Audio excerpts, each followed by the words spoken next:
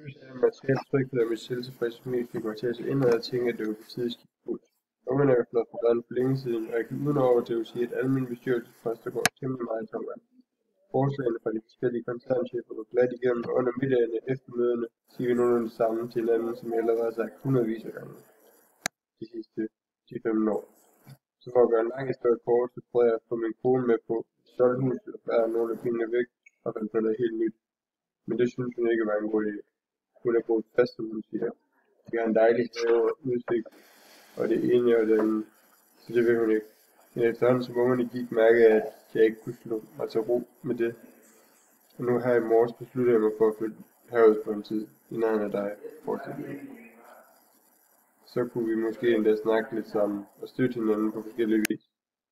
Sådan så jeg det for mig. Jeg ved ikke, hvad du synes om det.